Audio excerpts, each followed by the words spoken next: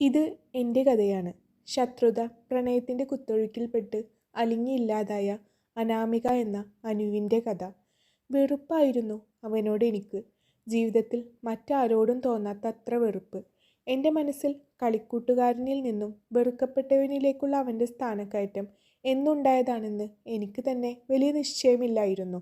ഒരു പക്ഷേ നിരന്തരം അവനോടൊത്ത് വീട്ടുകാർ എന്നെ താരതമ്യം ചെയ്യാൻ തുടങ്ങിയത് മുതലാവാം.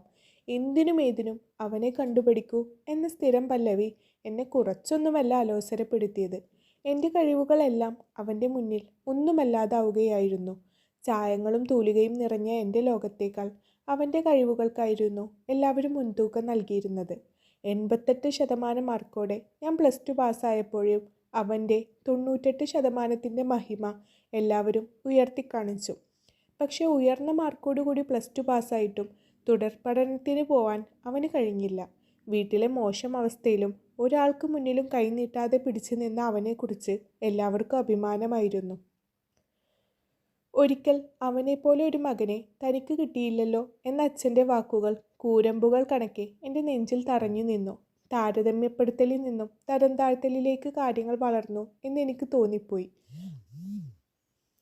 അങ്ങനെ ചിന്തിക്കാനുള്ള പക്വത മാത്രമേ അന്ന് എനിക്കുണ്ടായിരുന്നുള്ളൂ. കുട്ടികളിൽ നിന്നും യുവത്വത്തിലേക്കുള്ള കാലയളവിൽ ഞങ്ങൾ തമ്മിലുള്ള മിഴിയകലം കൂടിയെങ്കിലും അവൻ്റെ നന്മ നിറഞ്ഞ വാർത്തകൾ എന്നും എന്നെ തേടിയെത്താറുണ്ടായിരുന്നു. നീ ഒരു പെൺകുട്ടിയല്ലേ, എന്നിട്ട് എന്താ അഹങ്കാരം? ദേ അർജുനെ കണ്ടുപിടിക്ക്, എത്ര സ്നേഹത്തോടെയാണ് അവൻ എല്ലാവരോടും പെരുമാറുന്നത് തുടങ്ങി നിരവധി കുറ്റപ്പെടുത്തുകൾ എൻ്റെ മേൽ വർഷിച്ചുകൊണ്ടിരുന്നു. ഇതെല്ലാം അവനോടുള്ള എൻ്റെ ദേഷ്യം കൂട്ടാനേ ഉപകരിച്ചുള്ളൂ.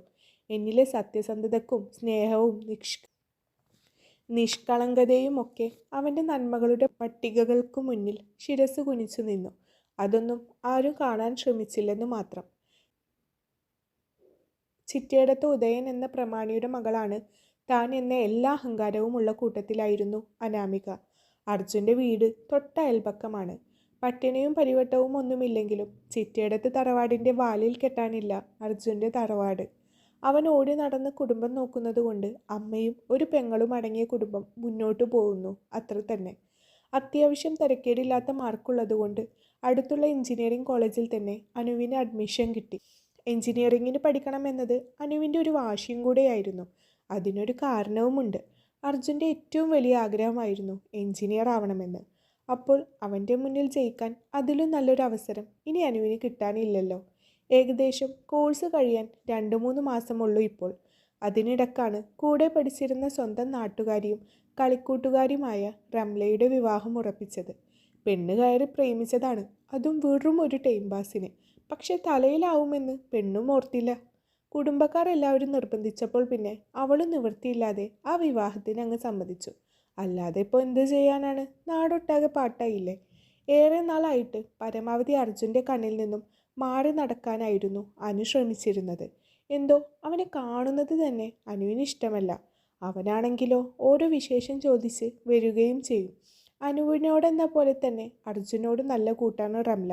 അതുകൊണ്ട് റംലയുടെ കല്യാണ പരിപാടിക്ക് മുൻപന്തിയിൽ അവനുണ്ടാവുമെന്ന് അനുവിന് ഉറപ്പായിരുന്നു. അവനെ കണ്ടാലും മിണ്ടാൻ വന്നാലും എല്ലാം ഒഴിഞ്ഞു നടക്കണമെന്ന് അനു അങ്ങ് തീരുമാനിച്ചു കഴിഞ്ഞിരുന്നു. അന്ന് ഒരു ഞായറാഴ്ചയായിരുന്നു. സാധാരണ ഞായറാഴ്ചകളിൽ വെയിലടിക്കുന്നവരെ കിടന്നുറങ്ങാറുള്ളതാണ് അനു.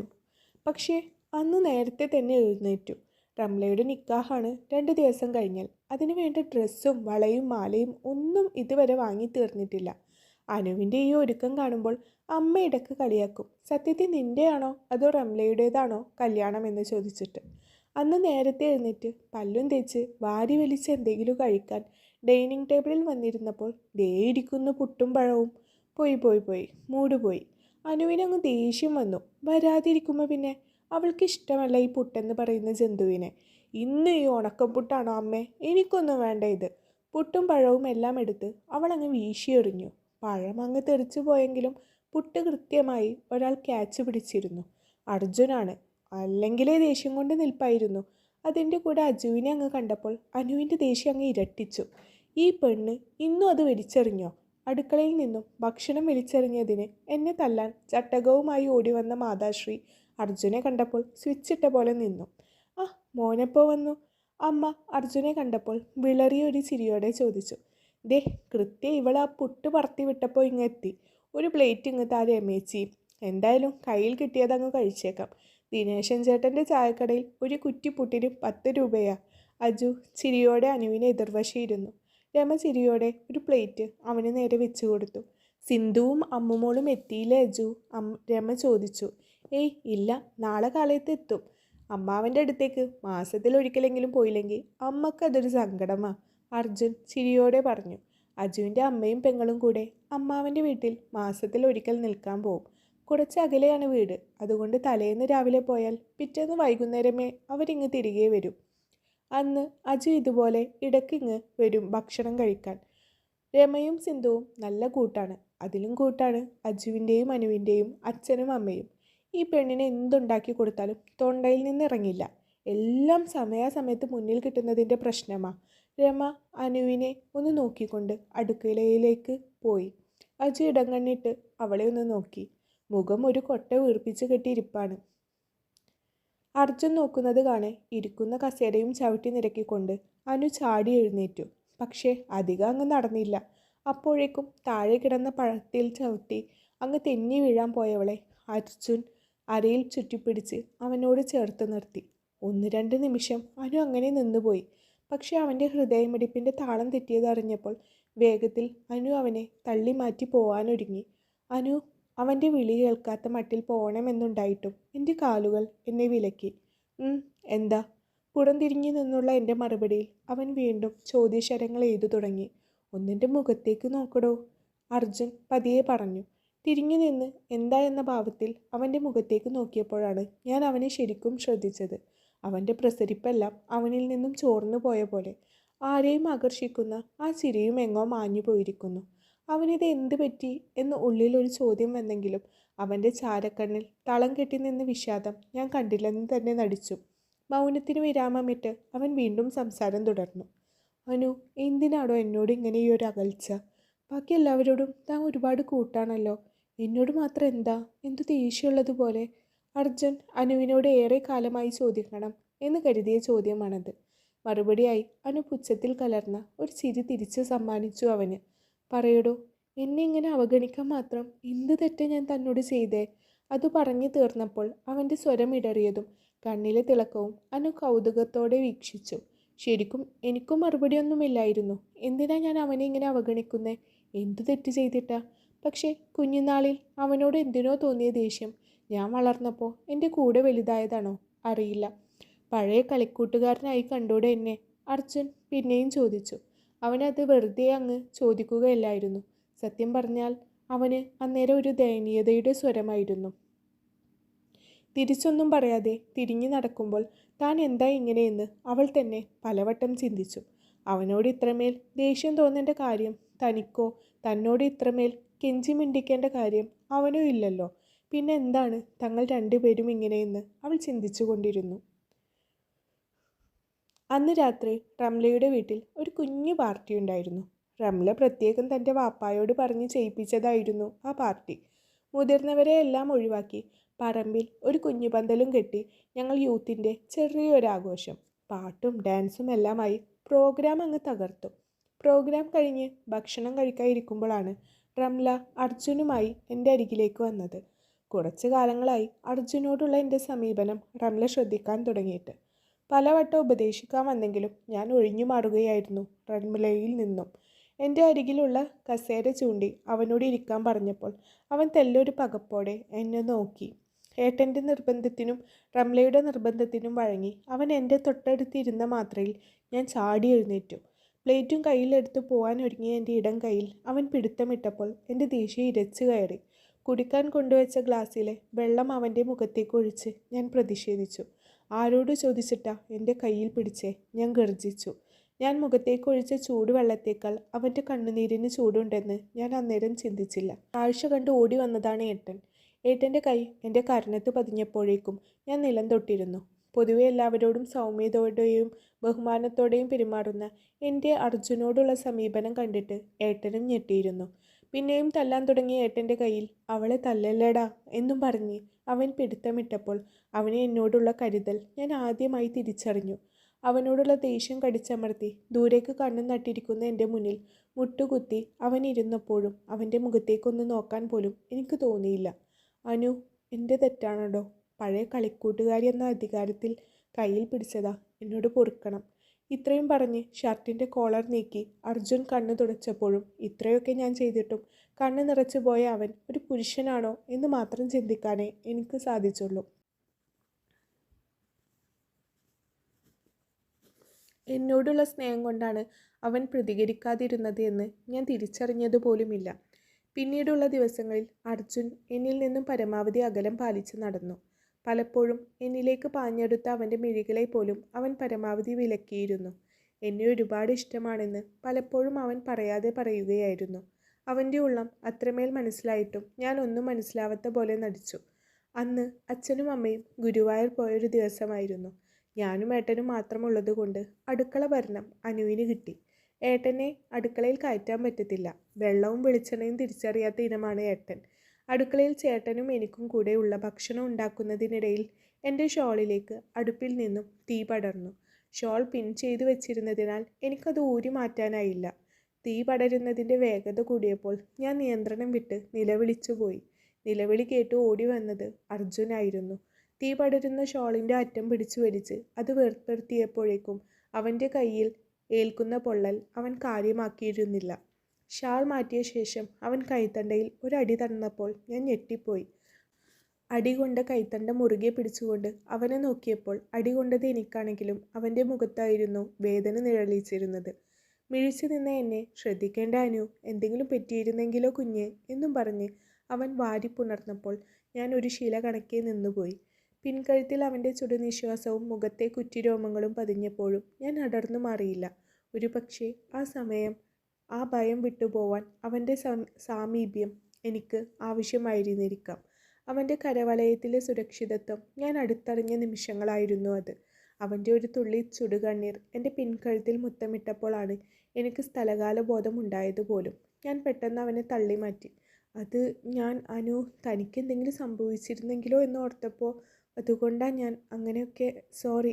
ഇത്രയും പറഞ്ഞ് അവൻ തിരിഞ്ഞു നടന്നപ്പോഴും ഞാൻ ഉരുകുകയായിരുന്നു, നിന്നിടത്തു നിന്നും ഒരടി ചലിക്കാൻ പോലും ആവാതെ. എന്താ അവൻ ഇങ്ങനെ? അവഗണനകൾ മാത്രം നൽകിയിട്ടും എന്തിനാ എന്നെ ഇങ്ങനെ സ്നേഹിക്കുന്നേ? അറിയില്ല. അനു, വിളി കേട്ട മാത്രയിൽ ഞെട്ടി തിരിഞ്ഞു നോക്കിയപ്പോൾ മുന്നിൽ ഏട്ടൻ. എന്തേട്ടാ? അർജുനോട് നീ പിന്നെയും മോശമായി പെരുമാറിയോ? ഏട്ടൻ ചോദിച്ചു. അത് ഞാൻ ഇല്ല ഏട്ടാ. പിന്നെ എന്താ ഞാൻ വിളിച്ചിട്ടും അവൻ തിരിഞ്ഞു നോക്കാതെ അങ്ങ് പോയേ? ആ, എനിക്കറിയില്ല, ഞാൻ ഒന്നും ചെയ്തില്ല. പിന്നെ എന്താ നിന്റെ മുഖത്തൊരു പരിഭ്രമം? ഒന്നുമില്ല ഏട്ടാ, ചുമ്മാ ഓരോന്ന് സങ്കല്പിച്ച് പറയണ്ട. ഓഹോ, അങ്ങനെയാണോ? എന്നാൽ എൻ്റെ മോൾ അജുവിനെ വിളിച്ചു വന്നേ, ഭക്ഷണം കൊടുത്തിട്ട് വിട്ടാൽ മതി അവന്. അതിനവൻ പോയില്ലേ? അവൻ ആ കുളപ്പടവിലേക്കാണ് പോയെ. എൻ്റെ കുട്ടി പോയി അവനെ വിളിച്ചിട്ട് വാ. ഏട്ടാ, എനിക്ക് വയ്യ. വേണേൽ ഏട്ടൻ പോയിക്കോ വിളിക്കാൻ. പറഞ്ഞതനുസരിച്ചാൽ മതി. ഏട്ടൻ ഗൗരവം പൂണ്ടു. എങ്കിൽ വിളിച്ചിട്ട് വാ.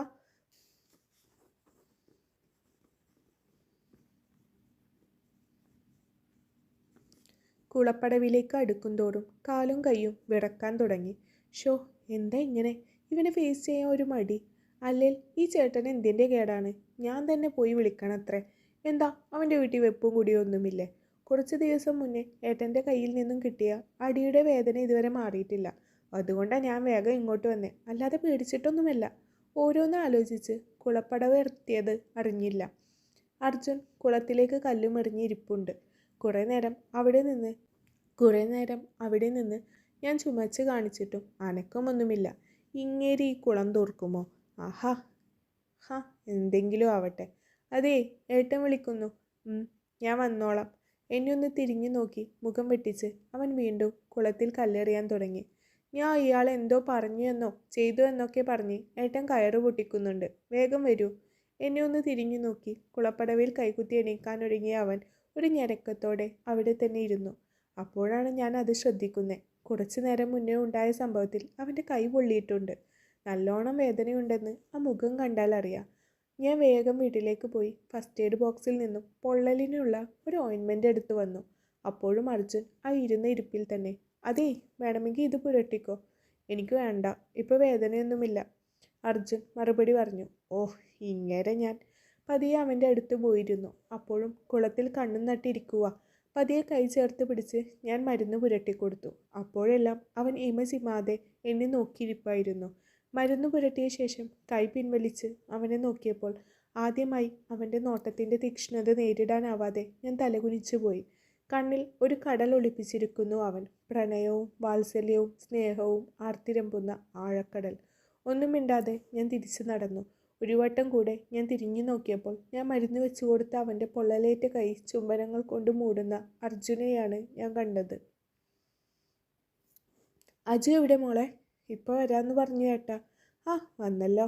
എൻ്റെ പുറകിലായി വന്ന അവനെ നോക്കി ഏട്ടൻ പറഞ്ഞു. എന്താടാ ഒരു കള്ളച്ചിരി? എന്ത്? അല്ല, ഇവിടെ നിന്ന് പോകുമ്പോൾ ഈ സന്തോഷമൊന്നും കണ്ടില്ലല്ലോ മുഖത്ത്. ഇപ്പോൾ പൂർണ്ണചന്ദ്രൻ ഉദിച്ച പോലെ. മറുപടി ഒന്നും പറയാതെ കള്ളച്ചിരിയാൽ എന്നെ നോക്കുന്നുണ്ട് അവൻ. നീ ഇരിക്ക്, ഭക്ഷണം കഴിച്ചു പോയാൽ മതി. വേണ്ടടാ, അമ്മ തനിയാണ്, ഞാൻ വീട്ടിൽ പോകട്ടെ, എനിക്ക് കുറച്ച് വെള്ളം മതി. അനു, അവന് കുറച്ച് വെള്ളം കൊടുക്ക്. ആ ശരിയേട്ടാ. അടുക്കളയിൽ പോയി ഒരു ഗ്ലാസ്സിൽ വെള്ളം പകർന്ന് തിരിഞ്ഞ് നടക്കാൻ തുടങ്ങിയപ്പോൾ അർജുൻ മുന്നിൽ നിൽക്കുന്നു. എന്നെ തന്നെ നോക്കി നിൽക്കുന്ന അവനെ കണ്ടപ്പോൾ എനിക്ക് ദേഷ്യം വന്നു തുടങ്ങി. പിരികം പൊക്കി എന്താന്നർത്ഥത്തിൽ അവനെ നോക്കി. വേദനിച്ചോ തനിക്ക്? അവൻ ആർദ്രമായി. ഉണ്ടെങ്കിലും ഇല്ലെങ്കിലും തനിക്കെന്താ? പിന്നെ നേരത്തെ മരുന്ന് പുരട്ടി തന്നതിന് പുതിയ അർത്ഥങ്ങളൊന്നും കണക്കാക്കണ്ട. ഞാൻ കാരണം ഉണ്ടായ പൊള്ളലല്ലേ, അതുകൊണ്ടാണ് ഞാൻ അങ്ങനെ ചെയ്തേ, അല്ലാതെ സ്നേഹം കൊണ്ടോ സാതാപം കൊണ്ടോ ഒന്നുമല്ല. മേശയ്ക്ക് മുകളിൽ ഗ്ലാസ് വെച്ച് പോവാനൊരുങ്ങിയ എൻ്റെ മുന്നിൽ അർജുൻ വീണ്ടും തടസ്സമായി നിന്നു. ഞാൻ കണ്ടറിഞ്ഞ നീ ഇങ്ങനെയല്ലായിരുന്നല്ലോ കുട്ടി. എന്താ നിനക്ക് പറ്റിയേ? എന്തിനാ എന്നോട് ഈ വെറുപ്പ്? ഒരു മനുഷ്യനായി പോലും നീ എന്നെ പരിഗണിക്കുന്നില്ലല്ലോ. അതിനു മാത്രം ഞാൻ എന്ത് തെറ്റാടോ നിന്നോട് ചെയ്തത്? ഓഹോ, ഞാൻ മിണ്ടിയാലും ഇല്ലെങ്കിലും തനിക്കെന്താ? താൻ എല്ലാവർക്കും പ്രിയപ്പെട്ടവനാണല്ലോ. പിന്നെ എൻ്റെ പരിഗണന കിട്ടിയിട്ടില്ലെങ്കിൽ തന്നെ എന്താ? ആദ്യമായി ഏട്ടൻ പോലെ എന്നെ തല്ലിയത് തൻ്റെ കാരണമാ. അനു, ഞാൻ പറയുന്നത് മിണ്ടരുത്. എനിക്ക് തന്നോട് വെറുപ്പാണ്. താൻ എല്ലാവർക്കും പുണ്യാളൻ. തന്നെ കണ്ടുപഠിക്കാൻ പറഞ്ഞ് കേട്ട് കേട്ട് ഞാൻ മടുത്തു. തന്നെ കാണുന്നത് പോലും എനിക്ക് ദേഷ്യമാ. കുറച്ച് സമാധാനം തരുമോ പ്ലീസ്? മൗനം തളം കെട്ടി നിന്ന നിമിഷങ്ങൾ. പതിയെ മുഖമുയർത്തി അവനെ നോക്കിയപ്പോൾ പുഞ്ചിരിക്കുന്നുണ്ട് അവൻ. പക്ഷേ കണ്ണുകളിൽ നിന്നും ചാലിട്ടൊഴുകുന്ന കണ്ണുനീരിനെ പിടിച്ചു നിർത്താൻ അവൻ പരാജയപ്പെട്ടിരിക്കുന്നു. കണ്ണുനീർ അവൻ്റെ നുണക്കുഴികളെയും ചുംബിച്ച് മുന്നോട്ടൊഴുകുന്നുണ്ടായിരുന്നു. പതിയെ മുണ്ടിൻ്റെ തലപ്പ് കൊണ്ട് കണ്ണുനീരൊപ്പി അവൻ തിരിഞ്ഞു നടന്നു. ശല്യമാവില്ല നിനക്കൊരിക്കലും. തിരിഞ്ഞൊന്നും നോക്കാതെ അവൻ അത് പറയുമ്പോൾ എൻ്റെ നെഞ്ചൊന്ന് പിടഞ്ഞു, എന്തിനെന്നറിയാതെ. കോഴ്സെല്ലാം കഴിഞ്ഞ് ജോലി നോക്കി കൊണ്ടിരിക്കുമ്പോഴാണ് കൂടെ പഠിച്ചിരുന്ന ആര്യയുടെ വിവാഹം ഉറപ്പിക്കുന്നത്. കുറച്ചകലെയാണ് അവളുടെ വീട്. എന്നാലും ഒരുവിധം അച്ഛനോടും അമ്മയോടും പറഞ്ഞ് സമ്മതം വാങ്ങി. ഏട്ടനാണെങ്കിൽ ജോലി കിട്ടി ബാംഗ്ലൂരിൽ പോയിരിക്കുന്ന അവസരമാണ്. ഇല്ലെങ്കിൽ ഇപ്പോൾ ആ കാട്ടുകോഴി കല്യാണത്തിന് തൻ്റെ കൂടെ വന്നേനെ എന്ന് ചിരിയോടെ ഓർത്തുപോയി അനു. രാവിലെ നേരത്തെ എഴുന്നേറ്റ് കുളിയെല്ലാം കഴിച്ചു. ഒരു നീല ചുരിദാർ എടുത്തിട്ടു. കരിമഷി എഴുതി ഒരു കുഞ്ഞുപൊട്ടും തൊട്ടു. മുടി പിന്നിലേക്ക് പിന്നിയിട്ടു. പോവാൻ ഒരുങ്ങുമ്പോൾ അമ്മയും അച്ഛനും പുറത്തുണ്ട്. ഇറങ്ങാൻ ഒരുങ്ങുമ്പോഴേക്കും അച്ഛൻ സുന്ദരിയായല്ലോ അനുട്ടി എന്നും പറഞ്ഞ് കവിളിൽ ഒരു മുത്തവും തന്നു. തിരിച്ചൊരു മുത്തവും പുഞ്ചിരിയും നൽകി ഇറങ്ങി. വഴി കടന്നു പോകുമ്പോൾ അർജുനെ കണ്ടു. എന്നെ കണ്ടപ്പോൾ ഇമ വെട്ടാതെ നോക്കുന്നുണ്ടായിരുന്നു. എൻ്റെ മുഖത്ത് ഇഷ്ടക്കേട് പ്രകടമായപ്പോൾ അവൻ മുഖം തിരിച്ചു കളഞ്ഞു. യാത്രയിലുടനീളം അർജുനെ കുറിച്ചായിരുന്നു ചിന്തിച്ചു കൊണ്ടിരുന്നത്. എന്നെ കാണുമ്പോൾ എല്ലാം ആ കണ്ണുകളിൽ കാണുന്ന തിളക്കം, എന്നോട് കാണിക്കുന്ന സ്നേഹം. വെറും ഒരു കളിക്കൂട്ടുകാരിയായിട്ടാണോ അവൻ തന്നെ കാണുന്നത്? അനു ചിന്തിച്ചു പോയി. അല്ല, അതിനുമപ്പുറം അവന് ഞാൻ ആരെല്ലാമാണ് എന്ന് പലപ്പോഴും അവൻ എന്നോട് പറയാതെ പറഞ്ഞിട്ടുണ്ട്. ഞാൻ മിണ്ടാതെ ഇരിക്കുമ്പോഴെല്ലാം അവൻ്റെ മുഖത്ത് കണ്ട പരിഭവം എനിക്ക് അത്ഭുതമായിരുന്നു. എൻ്റെ അവഗണനയിൽ അവൻ്റെ കണ്ണുകൾ പൊഴിയുന്നതും നെഞ്ചുകൾ പിടയുന്നതും എത്ര അകലെ നിന്നാലും എനിക്കറിയാമായിരുന്നു. അതിലും കൂടുതൽ എന്നെ അത്ഭുതപ്പെടുത്തിയത് എത്ര അകലാൻ ശ്രമിച്ചാലും അവനിലേക്ക് അടുക്കാൻ വെമ്പൽ കൊള്ളുന്ന ഒരു മനസ്സ് എന്നിൽ ഉടലെടുത്തിരിക്കുന്നു എന്നതാണ്.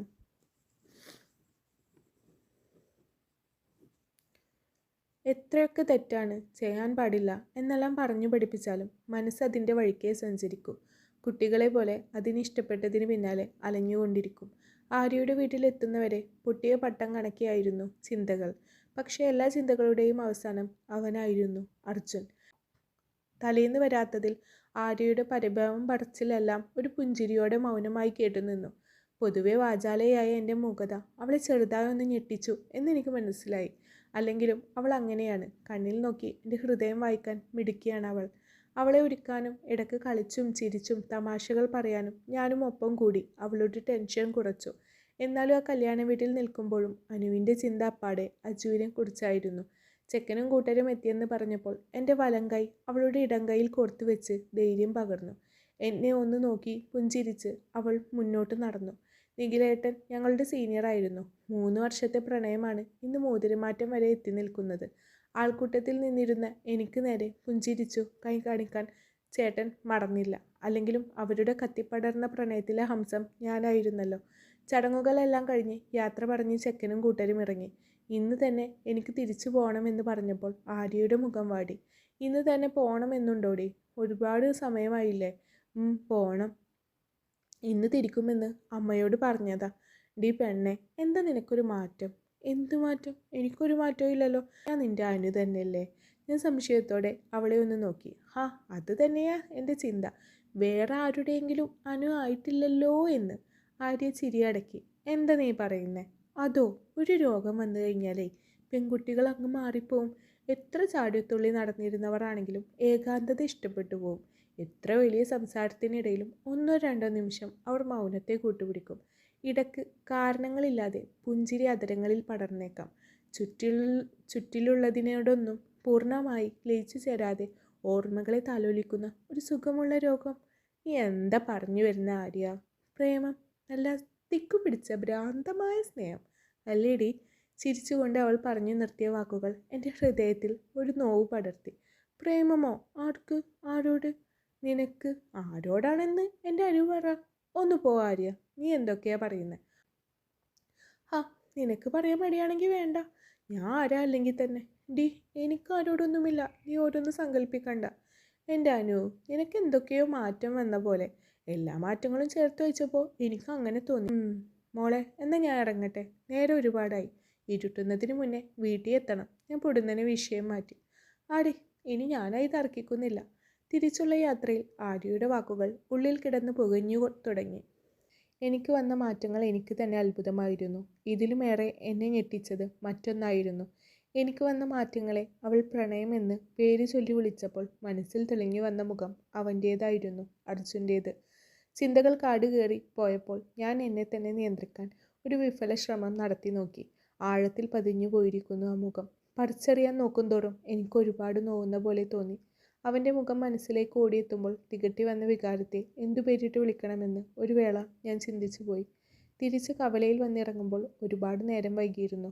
ഇരുട്ടുമൂടിയ അന്തരീക്ഷം എന്നിൽ ചെറിയൊരു ഭയം ഉളവാക്കി. കവലയിലെത്തി ഫോൺ ചെയ്യാൻ ഏട്ടൻ പറഞ്ഞതാ. ഇതിപ്പോൾ ഫോണിൽ ചാർജും കഴിഞ്ഞു. കവല എന്ന് ഒരു പേരിന് വിളിക്കാമെങ്കിലും ആൾത്തിരക്കോ അധികം കടകളോ അവിടെ കുറവാണ്.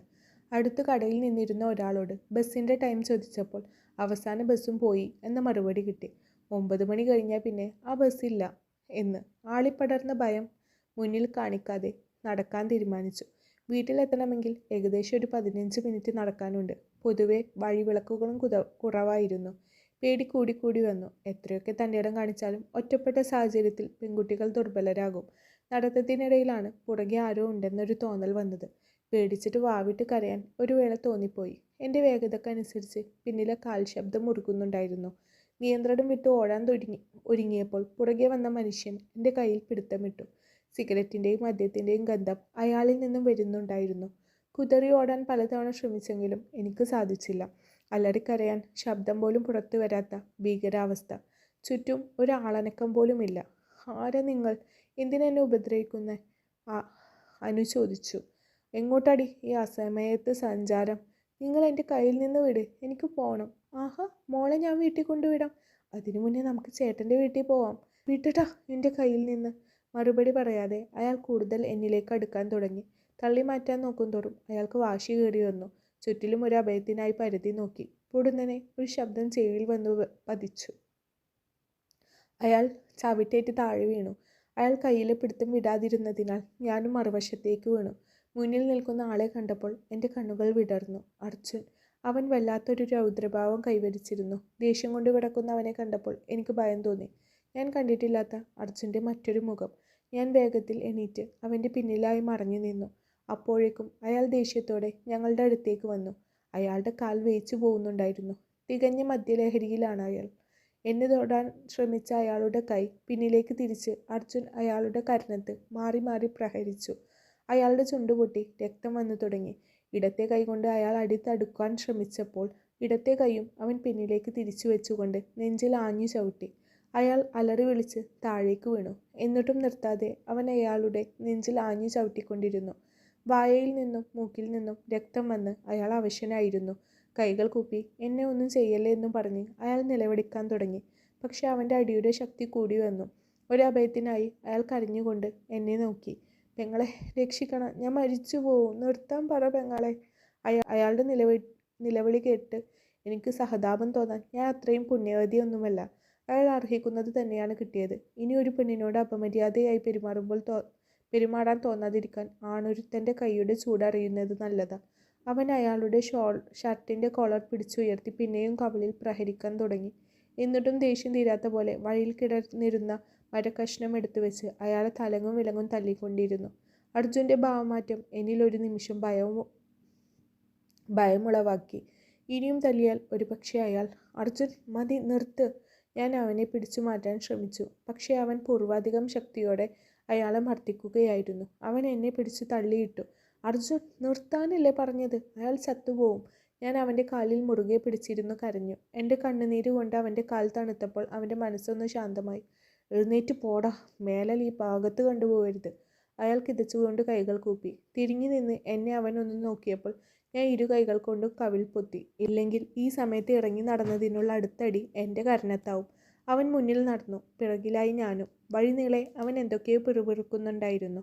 അവൻ്റെ കൂടെ നടക്കുമ്പോൾ ഒരു പുരുഷൻ്റെ സംരക്ഷണം അറിയുകയായിരുന്നു ഞാൻ. ഇവനാണോ എൻ്റെ അവഗണനയിൽ 2 വട്ടം കണ്ണു നിറച്ചു പോയത്? എനിക്ക് അതിശയം തോന്നി. ഒരു നന്ദി പറയാൻ തോന്നിയെങ്കിലും അവൻ്റെ രൂപമാറ്റം കണ്ട് ഞാൻ ഒന്നും മിണ്ടിയില്ല. പടി കയറുമ്പോൾ തന്നെ കണ്ടു ഫോണും പിടിച്ച് പ്രാണവായു നഷ്ടപ്പെട്ടവനെ പോലെ പരക്കം പായുന്ന അച്ഛനെ. അർജുൻ തന്നെയാണ് ഉണ്ടായ കാര്യങ്ങൾ അച്ഛനോട് പറഞ്ഞത്. അച്ഛൻ അവനെ ചേർത്ത് പിടിക്കുന്നുണ്ടായിരുന്നു. അത്രമേൽ സ്നേഹത്തോടെ നന്ദി പറയുന്നുണ്ടായിരുന്നു. എന്തിനാ ഉദയേട്ടാ ഇങ്ങനെ നന്ദി പറയുന്നേ? അനുവിൻ്റെ സ്ഥാനത്ത് ഏത് പെൺകുട്ടിയായിരുന്നുവെങ്കിലും ഞാൻ ഇതൊക്കെ തന്നെ ചെയ്യുമെന്ന് അർജുൻ പറഞ്ഞപ്പോൾ അനാമിക അവനോട് പറയാൻ വെച്ച നന്ദി വിഴുങ്ങിക്കളഞ്ഞു. ഓ പിന്നെ ഏതോ ഒരു പെൺകുട്ടിയായിട്ടാണല്ലോ അയാൾ ഭ്രാന്തെടുത്ത പോലെ തല്ലിയത്. അനുവിൻ്റെ ഉള്ളിൽ പരിഭവം കയറി. തെല്ലു കുറഞ്ഞ അവളുടെ വാശി കുത്തനെ കയറി. പിന്നീടുള്ള ദിവസങ്ങളിലെല്ലാം അജുവിനെ കാണുമെങ്കിലും അവൻ ഒരു നോട്ടം കൊണ്ടുപോലും അനുവിനെ പരിഗണിച്ചില്ല. അന്ന് രാവിലത്തെ ബഹളം കേട്ടാണ് അനു ആയാസപ്പെട്ട് കണ്ണു തുറന്നത്. എൻ്റെ ചുറ്റിലും എല്ലാവരും നിൽപ്പുണ്ട്. എല്ലാവരും മാറി മാറി ആശംസകൾ അറിയിക്കുമ്പോഴാണ് എൻ്റെ പിറന്നാളാണെന്ന് പോലും ഓർമ്മ വന്നത്. പിറന്നാൾ പ്രമാണിച്ച് അമ്മ ഉഗ്രൻ പായസമുണ്ടാക്കി. ഒരു പുതിയ ചുരിദാർ ഇട്ട് പതിവിലും സുന്ദരിയായി പുറത്തിറങ്ങി. രാത്രിയിലെ പിറന്നാൾ ആഘോഷം വട്ടം കൂട്ടുകയാണ് എല്ലാവരും. അനുട്ടി, എന്താ അമ്മ? എൻ്റെ കുട്ടി ഈ പായസം കൊണ്ടുപോയി സിന്ധു ചേച്ചിക്ക് കൊണ്ടുപോയി കൊടുക്ക്. ഞാൻ പോവില്ല, ഏട്ടൻ്റെ കൈ കൊടുത്താൽ പോരെ, അല്ലെങ്കിൽ അച്ഛൻ കൊടുക്കും. ഏട്ടന് ഇവിടെ തിരക്കല്ല വാവേ, അമ്മയുടെ സുന്ദരിക്കുട്ടി കൊടുത്തിട്ട് വേഗം ഇങ്ങ് പോരെ. അത് അമ്മ ആ പാത്രം തന്നെ, അവൾ കൊണ്ടുപോയി കൊടുത്തോളും. അത്രയും പറഞ്ഞ് ഏട്ടൻ അമ്മയുടെ കയ്യിൽ നിന്നും പായസപാത്രം വാങ്ങി എനിക്ക് നേരെ തിരിഞ്ഞു. മോളെ ഇത് കൊണ്ടുകൊടുത്തിട്ട് വാ. ആരോടെ ഈ വാശി കാണിക്കുന്നേ? അജുവിനോടോ? അവയില്ലായിരുന്നെങ്കിൽ അന്ന് എന്താവുമായിരുന്നു? അന്ന് സംഭവിച്ചതൊക്കെ മോൾ മറന്നോ? ഏട്ടൻ സങ്കടപ്പെടുത്താൻ പറഞ്ഞതല്ല. നീ കുറേ കാലമായി അവനോട് എന്തോ ദേഷ്യം വെച്ചാൽ പെരുമാറുന്നേ. ഒരു കാര്യം മോൾ ഓർത്തോ, അവൻ അന്ന് അങ്ങനെ ഒന്നും ചെയ്തില്ലായിരുന്നെങ്കിൽ ഇന്ന് നീ ഇല്ല, ഈ കുടുംബമില്ല. അന്നൊക്കെ അവളെ ശ്രദ്ധിക്കണം, അവളുടെ ട്രോമ മാറാൻ സമയമെടുക്കും എന്ന് പറഞ്ഞ് നാഴികക്ക് 40 വട്ടം അവൻ എന്നെ വിളിക്കുമായിരുന്നു. ഏട്ടൻ അത്രയും പറഞ്ഞു തീർന്നപ്പോൾ ഒരു മരവിപ്പായിരുന്നു ശരീരത്തിനും മനസ്സിനും. പക്ഷെ അതിനിടയിലും സന്തോഷം കൊണ്ട് എൻ്റെ കണ്ണ് നിറഞ്ഞു. അവന് എന്നോടുള്ള കരുതൽ ഏട്ടൻ്റെ ആ വാക്കുകളിൽ പ്രകടമായിരുന്നു. മടുത്തൊന്നും പറയാതെ പാത്രവും വാങ്ങി നടക്കുമ്പോഴും അവനെ ഒന്ന് കാണാൻ ഉള്ളു തുടിക്കുകയായിരുന്നു. ഓടിട്ടൊരു കൊച്ചു വീടാണ് അജുവിൻ്റെ. വീടിനോട് ചേർന്ന് ചെറിയൊരു പച്ചക്കറിത്തോട്ടമുണ്ട്. കൂടെ ഒരു കുഞ്ഞു പൂന്തോട്ടവും. പുറത്ത് ആരെയും കാണാനില്ല. അജുവിൻ്റെ അമ്മക്ക് കുറച്ചായി തീരെ വയ്യാതായിട്ട് കിടപ്പ് തന്നെ. അജു ചേച്ചിയെ ഒന്ന് കാണണമെന്നുണ്ടായിട്ടും അജുവിനോടുള്ള ദേഷ്യത്തിൽ ഇങ്ങോട്ട് ഇതുവരെ വന്നിട്ടില്ലായിരുന്നു. 2 വട്ടം ബെല്ലടിച്ചു നോക്കി. പുറത്ത് ആരും വന്നില്ല. ചിലപ്പോൾ കറണ്ട് ഇല്ലായിരിക്കും. ഞാൻ വാതിൽ മെല്ലെ തുറന്ന് അകത്ത് കയറി.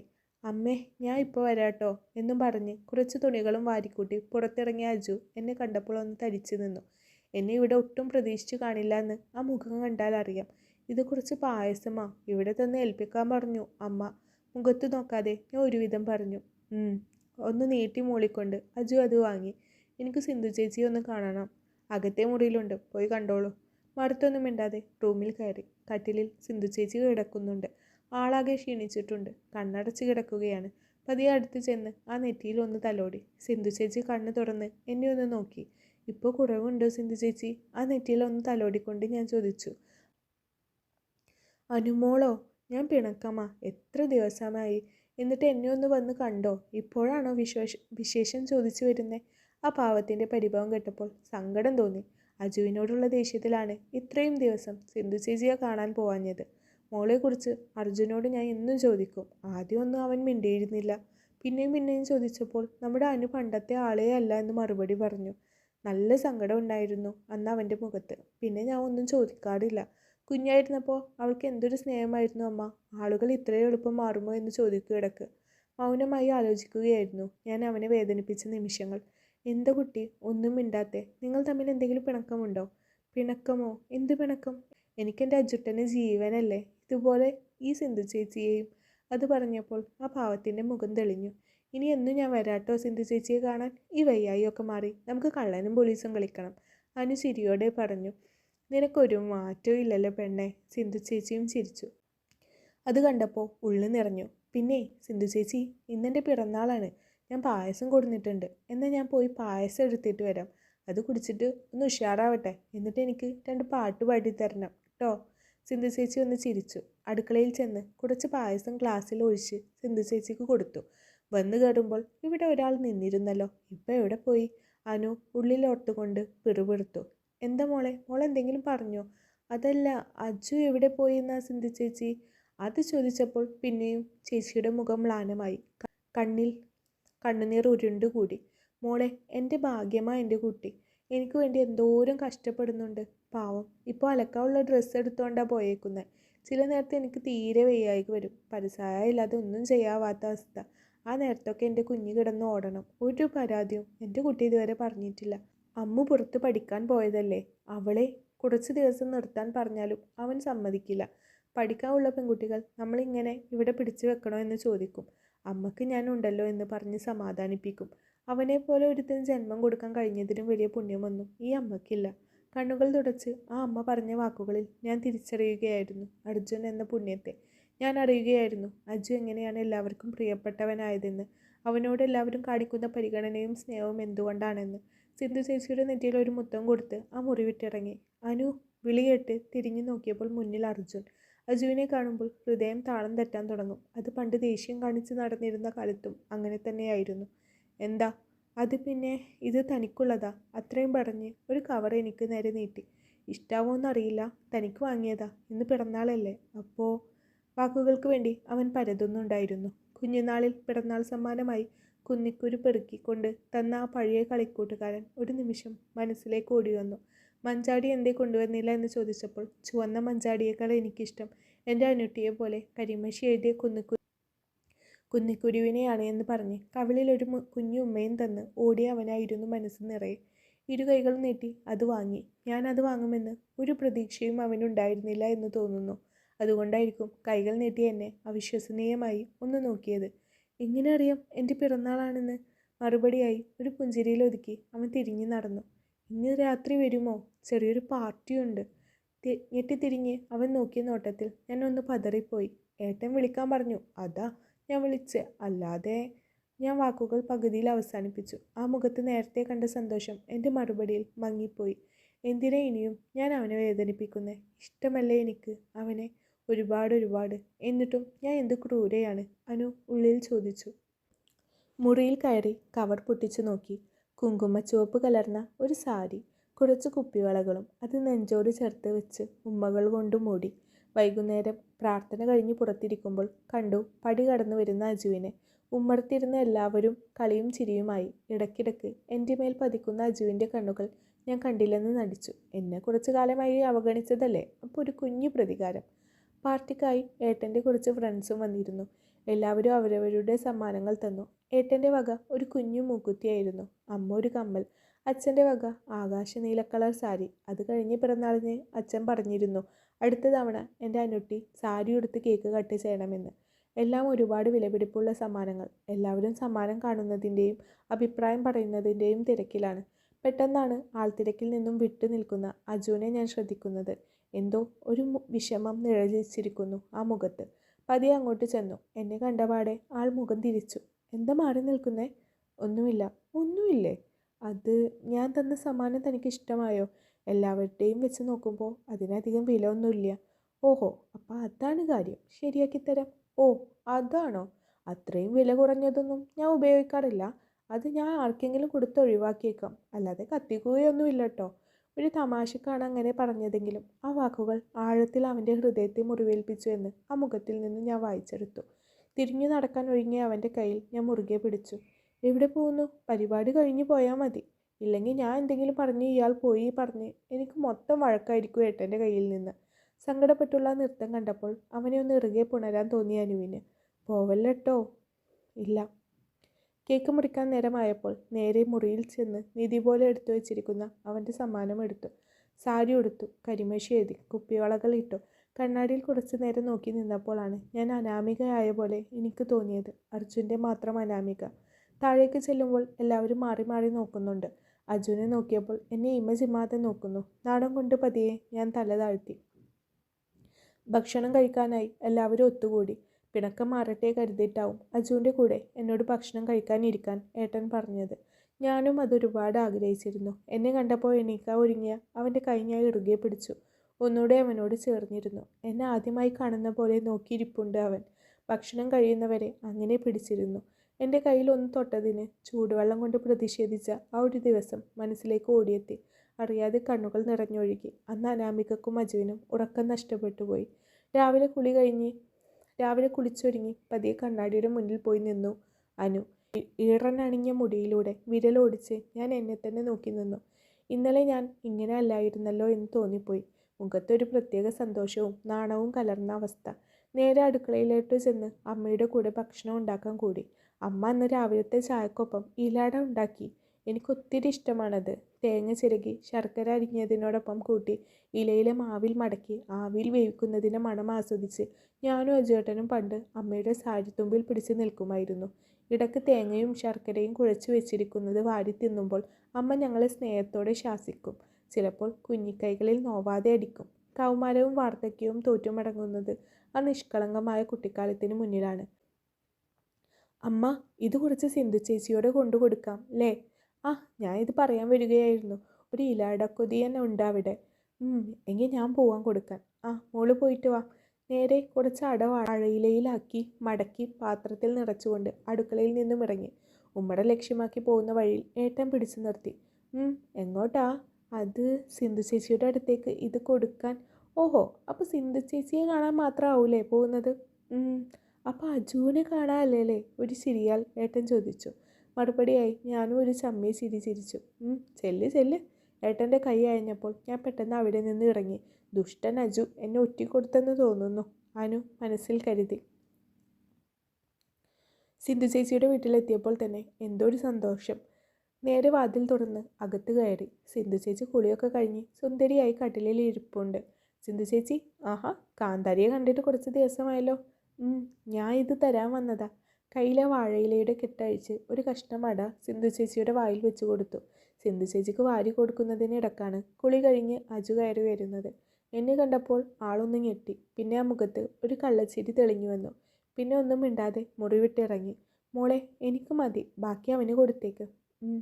മുറിയിൽ നിന്ന് ഇറങ്ങി നേരെ എൻ്റെ മുറി അരികിലേക്ക് ചെന്നു. മൂപ്പർ കാര്യമായിട്ട് എന്തോ തിരയുകയാണ്.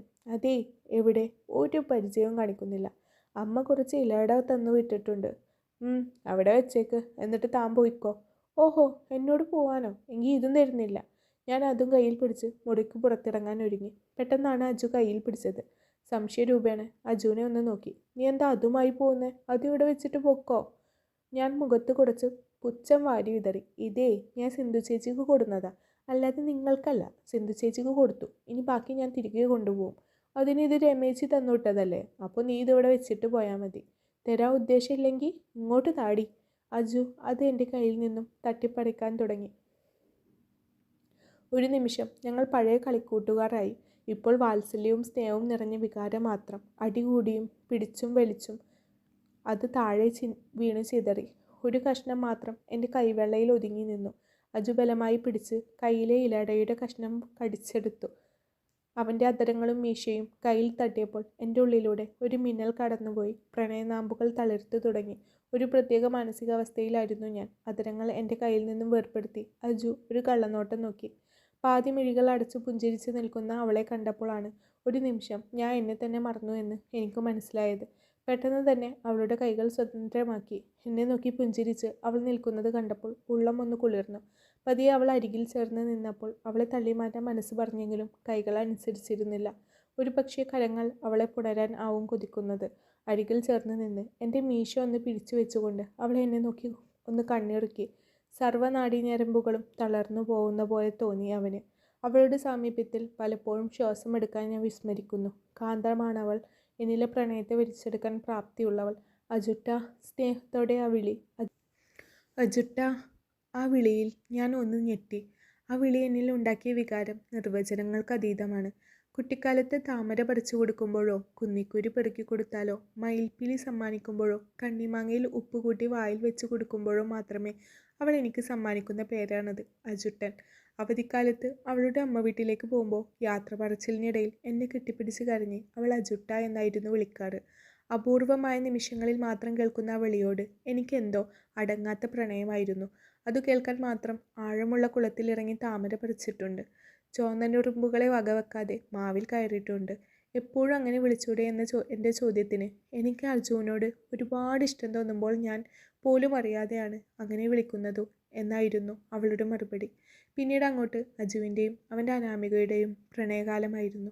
ഇരുവരുടെ വീട്ടുകാരും അറിഞ്ഞുകൊണ്ടുള്ള ഒരു പ്രണയകാലം. ആ സമയത്ത് അനുവിന് ദുബായിൽ ഒരു ജോലി ശരിയായി. അജുവിന് നാട്ടിലും. അജുവിനെ വിട്ടു പോവാൻ ഒട്ടും താല്പര്യമില്ലായിരുന്നുവെങ്കിലും അവൻ തന്നെ അവളുടെ നല്ല ഭാവിയെ കരുതി അവൾ നിർബന്ധിച്ചു വിട്ടു. ഇന്ന് അനു ദുബായിലേക്ക് പോകുന്ന ദിവസമാണ്.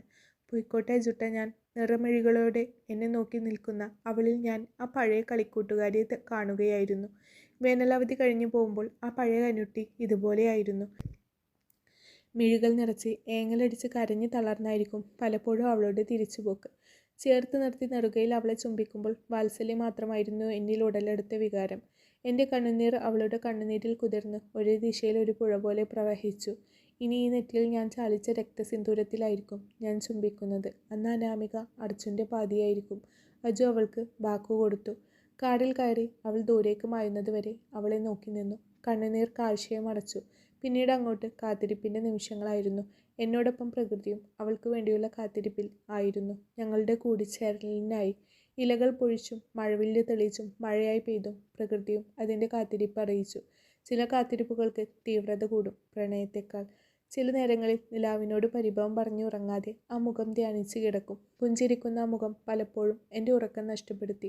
കണ്ണാടിയിൽ നോക്കുമ്പോൾ നിരയൊത്ത പല്ലുകളുടെ ഭംഗി നോക്കി തുടങ്ങിയതും നുണക്കുഴിയുടെ ആഴവും പുരികത്തിൻ്റെ വളവും കൺപീലികളുടെ നീളവുമെല്ലാം അളക്കാൻ തുടങ്ങിയത് അവൾ എന്നോട് പ്രണയം പറഞ്ഞ ശേഷമാണ്. അവളുടെ കാണാമറുകിൽ ചുംബിച്ച എൻ്റെ അധരങ്ങളോട് എനിക്കൊരു പ്രത്യേക ഇഷ്ടമായിരുന്നു. ഓരോ യാമങ്ങളിലും അവളുടെ ഓർമ്മകളിൽ എരിഞ്ഞമരുകയായിരുന്നു ഞാൻ. അവനിൽ ലയിച്ചു ചേരാനുള്ള ദിവസങ്ങൾ എന്നെ കാത്തിരുന്നു അനു. അവൻ്റെ ആ സ്നേഹത്തിന് മുന്നിൽ പതറാതെ തിരിച്ച് അവനെ സ്നേഹം കൊണ്ട് തോൽപ്പിക്കാമെന്ന് മാത്രമായിരുന്നു ഹൃദയത്തിൽ. ഋതുമതിയാവുന്ന ദിവസങ്ങളെ സ്നേഹിച്ചു തീർത്തത് അവനെ പ്രണയിക്കാൻ തുടങ്ങിയതിന് ശേഷമാണ്.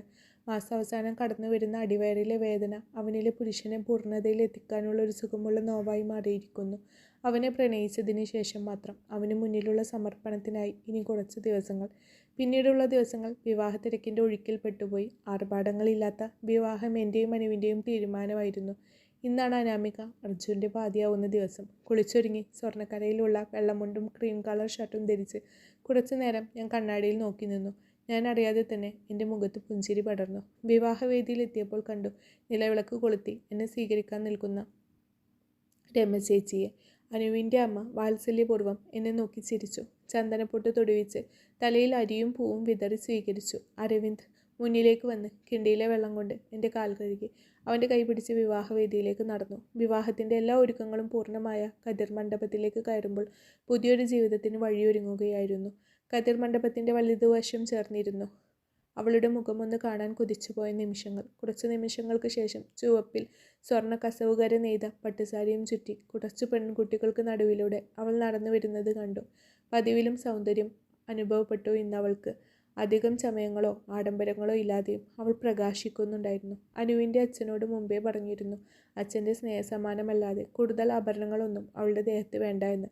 അവളേക്കാൾ വിലമതിക്കുന്ന മറ്റെന്തുണ്ട് അർജുന ഈ ലോകത്ത്? താഴെ നിന്നും മിഴികൾ അടർത്തി അവൾ എനിക്ക് നേരെ തൊടുത്തുവിട്ട ഓരോ നോട്ടവും എൻ്റെ ഹൃദയം പിടച്ചിലോടെ ഏറ്റുവാങ്ങി. എൻ്റെ മറുവശം ചേർന്ന് അവൾ ഇരുന്നു. നാദസ്വരങ്ങളുടെ അകമ്പടിയോടെ മഞ്ഞച്ചരടിൽ കോർത്ത താലിമാല അവളുടെ കഴുത്തിൽ കെട്ടി. കഴുത്തിൽ താലിച്ചരട് മുറുകുന്നതിനിടയിൽ ആ കണ്ണുകളിലേക്ക് ഒരു നോട്ടം തൊടുത്തുവിട്ടു. എൻ്റെ ചാരക്കണ്ണുകൾ കൊണ്ട് അവളുടെ കണ്ണുകളെ ഒന്ന് ചുംബിച്ചുണർത്തി. ആ മിഴികളിൽ നിന്നും എനിക്ക് വേണ്ടി 2 തുള്ളി പെയ്തിറങ്ങി. എനിക്കുള്ള പ്രാർത്ഥനയാണത്. മന്ത്രക്കോടി മാറുമ്പോൾ അവളുടെ തണുത്ത കൈകളിൽ എൻ്റെ കരസ്പർശം പതിഞ്ഞു. ശേഷം അവളുടെ ഇരു കണ്ണുകളിലേക്കും മാറി മാറി നോക്കി ഹൃദയത്തിൽ വേര് പടർത്തി അവളുടെ സീമന്തരേഖയിൽ സിന്ദൂരം ചാർത്തി. പ്രണയാർദ്രമായി അവൾ തിരിച്ച് എന്നെയും നോക്കുന്നുണ്ടായിരുന്നു. പൂമാലകൾ പരസ്പരം അണിയിച്ചു. കന്യാദാനത്തിനായി അനുവിൻ്റെ അച്ഛൻ മുന്നോട്ട് വന്ന് എൻ്റെ വലതുകൈയിലേക്ക് അവളുടെ വലതുകൈയോടൊപ്പം വെറ്റിലയും ചേർത്ത് സമർപ്പിച്ചു. അഗ്നിക്ക് ചുറ്റും 3 തവണ വലം വെക്കുമ്പോൾ ആ കൈകളെ ഞാൻ ഒന്നുകൂടെ മുറുകെ പിടിച്ചു. ഏത് പ്രതിസന്ധിയിലും ഞാൻ ഉണ്ടാവുമെന്ന അർത്ഥത്തിൽ. വിവാഹസദ്യ കഴിക്കുമ്പോൾ ഒരു കുഞ്ഞുരുള അവൾക്ക് നേരെ നീട്ടി. നിറഞ്ഞ മിഴികളോട് അവൾ അത് വാങ്ങി കഴിക്കുമ്പോൾ ഇനി എന്നും ഇത് പതിവാണ് കേട്ടോ എന്ന് ആരും കേൾക്കാതെ അവളുടെ ചെവിയിൽ മന്ത്രിച്ചു. ജോലിയെല്ലാം കിട്ടിയപ്പോൾ വീടും പറമ്പും എല്ലാം കൊടുത്ത് അജു ടൗണിൽ ഒരു സ്ഥലം വാങ്ങി വീട് വെച്ചിരുന്നു. അതാണ് ജോലിക്ക് പോയി വരാൻ അവനും സുഖം. എൻ്റെ മന്ത്രകോടിയെടുത്ത് എനിക്കൊപ്പം യാത്ര പറഞ്ഞിറങ്ങുമ്പോൾ അവൾ അച്ഛൻ്റെ നെഞ്ചിൽ ചേർന്ന് കുഞ്ഞുങ്ങളെ പോലെ കരയുന്നുണ്ടായിരുന്നു. ആ അച്ഛനും തേങ്ങലടക്കാൻ കഴിയാതെ വിങ്ങുന്നുണ്ടായിരുന്നു. മകളെ മുടിയിൽ തഴുകി ആശ്വസിപ്പിക്കുമ്പോൾ ആ മനുഷ്യൻ്റെ കണ്ണുനീർ അവളുടെ നെറുകയിൽ വീണുകൊണ്ടിരുന്നു. പതിയെ അദ്ദേഹത്തിൻ്റെ അടുത്ത് ചെന്ന് നിന്നു. അവളെ അടർത്തി മാറ്റി അദ്ദേഹം എൻ്റെ ഇരു കൈകളെയും ചേർത്ത് പിടിച്ചു. എൻ്റെ കുട്ടിയെ വിഷമിപ്പിക്കരുത് എന്ന് അദ്ദേഹം പറയാതെ പറഞ്ഞു. അദ്ദേഹത്തെ ഒന്ന് കെട്ടിപ്പിടിച്ചു. എന്നിൽ നിന്നും ശ്വാസം നഷ്ടപ്പെടുന്ന കാലം വരെ ഈ കൈകളിൽ അവൾ സുരക്ഷിതമായിരിക്കും. പതിയെ അദ്ദേഹം എന്നെ നോക്കിയൊന്ന് ചിരിച്ചു. എൻ്റെ തോളിൽ തട്ടി. ഒരുപാട് ആശകളുമായി അദ്ദേഹത്തിൻ്റെ ഒപ്പം ഇറങ്ങുമ്പോൾ എൻ്റെ അച്ഛൻ്റെ കണ്ണുകൾക്ക് പതിവിലേറെ തിളക്കം കണ്ടു. ഒരു പക്ഷേ മകളെ സുരക്ഷിതമായ കൈകളിൽ ഏൽപ്പിച്ച സംതൃപ്തിയായിരിക്കും ആ കണ്ണുകളിൽ. അല്ലെങ്കിൽ അർജുനെ പോലൊരു മകനെ കിട്ടിയ സന്തോഷത്തിലായിരിക്കാം അച്ഛൻ. ഏട്ടൻ്റെ മുഖത്തും അതേ അവസ്ഥയായിരുന്നു. അർജുനെ അനിയനായി കിട്ടിയതിലുള്ള സന്തോഷം. അല്ലെങ്കിലും ഞാൻ അവനെ അവഗണിച്ച നാളുകളിലെല്ലാം അവർക്കെല്ലാം അവനോട് സ്നേഹമായിരുന്നല്ലോ. അജുവിൻ്റെ മുഖത്തേക്ക് തികഞ്ഞ ബഹുമാനത്തോടെ ഒന്ന് നോക്കി. പകരമായി ഒരു പുഞ്ചിരി മാത്രം എനിക്ക് സമ്മാനിച്ചു. നിലവിളക്കുമായി ആ വീട്ടിലേക്ക് വലതുകാൽ വെച്ച് കയറുമ്പോൾ സന്തോഷം കൊണ്ട് എൻ്റെ കണ്ണുകൾ നിറഞ്ഞിരുന്നു. കൂടെ നടക്കാനും കൂട്ടുതരാനും ഒരു കൂട്ടുകാരിയെപ്പോലെ അമ്മുവും ഉണ്ടായിരുന്നു എൻ്റെ കൂടെ.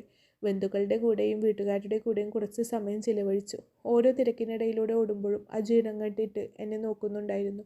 ഒരുവിധം ആളുകളെല്ലാം ഒഴിഞ്ഞപ്പോൾ അമ്മ ഡ്രസ്സ് മാറ്റാൻ മുറിയിൽ കയറിക്കോളാൻ പറഞ്ഞു.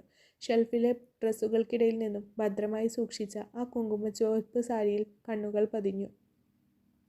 പതിയെ അത് കയ്യിൽ പിടിച്ച് നെഞ്ചോട് ചേർത്ത് വെച്ചു. സാരി ഉടുക്കുന്ന നേരമാണ് പെട്ടെന്ന് അജു മുറിയിലേക്ക് കയറി വന്നത്. പെട്ടെന്ന് അവനെ കണ്ടപ്പോൾ എന്തോ ഇതുവരെ തോന്നാത്ത ഒരു പരിഭ്രമം മനസ്സിൽ തെളിഞ്ഞു. അരികിൽ ചേർന്ന് നിന്ന് പകുതി ഞൊറിഞ്ഞ സാരി അജു പൂർണ്ണമായി ഞൊറിഞ്ഞു തരും നേരം അജുവിൻ്റെ മുഖത്തെ കുറ്റി രോമങ്ങൾ എൻ്റെ കഴുത്തിൽ ഉരയുന്നുണ്ടായിരുന്നു. നെഞ്ചെരിപ്പിൻ്റെ ശക്തി കൂടി വന്നു. ശ്വാസം എടുക്കാൻ കഴിയാതെ ഞാൻ കുഴഞ്ഞു പോയ പോലെ തോന്നി.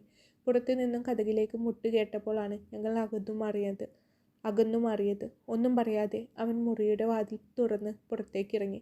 എനിക്ക് നിന്നിടത്ത് നിന്നും ഒരടി അനങ്ങാൻ കഴിഞ്ഞിരുന്നില്ല. സിന്ധു ചേച്ചി ഭക്ഷണം കഴിക്കാൻ വിളിക്കാൻ വന്നതായിരുന്നു.